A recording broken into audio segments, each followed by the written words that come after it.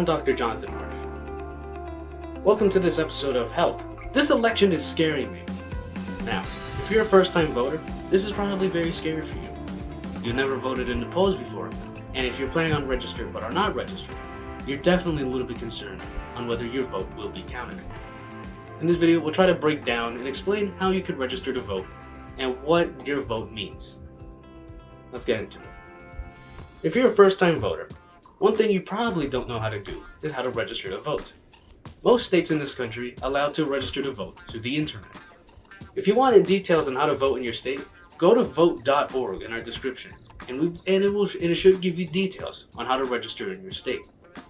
Before you head to the polls, you want to make sure that you're voting based on your conscience and not just voting based on the political party. And some of you may believe that the political parties or the candidates that are presented in this election are not in your best interest. And that's understandable too. However, we only have these two options, and for some people, it's mostly just choosing the lesser of the two evils. If you're still a little bit worried, we'll try to go into a little bit of detail into the policies of both candidates as much as we can. We will try to include most of our sources down below in the description. The two candidates running for president is the current Vice President Kamala Harris for the Democrats, and the former President of the United States, Donald Trump, on the Republican side. And you may have some strong opinions about both candidates.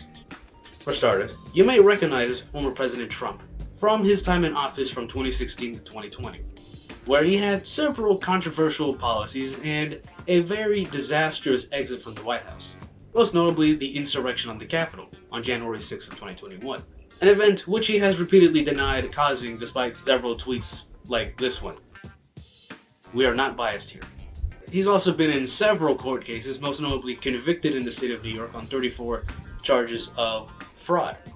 As for the current Vice President of the United States, she entered the race after President Joe Biden left the race after a disastrous debate performance against Donald Trump earlier this year. Trump has several policies lined up ready for him. You may have heard of something called Project 2025, and this policy was written by the Heritage Foundation, which was spearheaded by many former officials of the Trump administration, some of them who are actually looking for a position in his second administration. In this 900-page playbook, it mentions a lot of things like banning abortion nationwide, and on the topic of abortion, monitoring pregnant women if they try to travel out of state to receive an abortion. And the list goes on. It's a 900-page playbook, which is longer than a lot of books you probably don't read anymore. The former president has distanced himself from Project 2025 on multiple occasions. However, like I said, it's been spearheaded by a lot of the people who were in his previous administration. Trump trying to distance himself from Project 2025 is like these three trying to distance himself from Melcre. Yeah, that guy looks familiar. Like in his 2016 platform, Donald Trump has campaigned on the topic of immigration, most notably trying to pin the failures at the border on President Joe Biden and on Vice President Kamala Harris. However, the most recent border legislation to be introduced to Congress as of this taping was actually turned down by Trump. Regardless of how you view him, he also has a lot of ideas on people who he feels has wronged him, where he has said on multiple occasions that he has the right to go after people who have went after him, most notably prosecutors, judges, and even Democratic officials. Which one may think, could he also go after Democratic voters? Donald Trump has also hated women, most notably with his Access Hollywood tape, which you can Google because we're not going to include it on here. And he also tried to say various heinous things about Kamala Harris. Not to include the racism, as he has recently been hanging out with a conspiracy theorist who has claimed that if Kamala wins the White House, it'll smell like curry and has an Indian phone call center. Also has tried to say that Kamala Harris is not a black woman, besides being the first black and Indian woman to reach the office of the White House, and the first in the state of California to be the Attorney General. As for Kamala Harris, her record is quite extensive.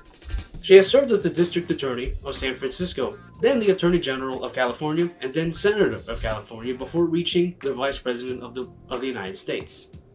Like President Biden, she has spearheaded efforts to try to make things more affordable for people, claiming to be a person for the people. She is a strong proponent of women's rights. She also wants to spearhead programs to lower taxes for poor people and increase taxes on the very wealthy. Unlike the former president, she is not ridiculed with controversies on, well, everything. and has proven herself to be a responsible person. Take a look at this debate. And I will tell you, the one thing you will not hear him talk about is you. You will not hear him talk about your needs, your dreams, and your desires.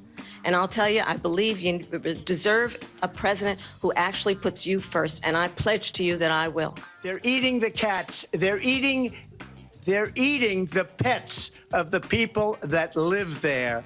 I just want to clarify here. You bring up Springfield, Ohio, and ABC News did reach out to the city manager there. He told us there have been no credible reports of specific claims of pets being harmed, injured, or abused by individuals within the immigrant community. Anyhow, if you want to go into more detail into what they represent, we will also include a link in the description for that. This election is for you to decide. It's very important for you to participate in this election. Even if you don't see the candidates as representing your interest, it's better if you participate. Because at least then you would have a better say in what you want for your country and what you want for your future. Try to find someone who's going to represent your interest to help you succeed into the future and not try to bring you back to a time of pain and misery. Just because the times are bad now does not mean the times are going to get worse. However, it'll only get worse if you choose the worst option. For more information on how to vote in your state, visit the link in our description, vote.org. There you will be able to find information on how to register in your state. I'm Dr. Jonathan Marsh. This has been Help. This election is scaring me. And I hope to see you soon after the election. We have so much to get to, Senator. Those laws have been on the books since 1990. Thank you, gentlemen. The we want to have. CBP app has not been on the books since 1990. It's something that Kamala Harris created, Margaret. Gentlemen, the audience can't hear you because your mics are cut. We have so much we want to get to. Thank you for explaining the legal process.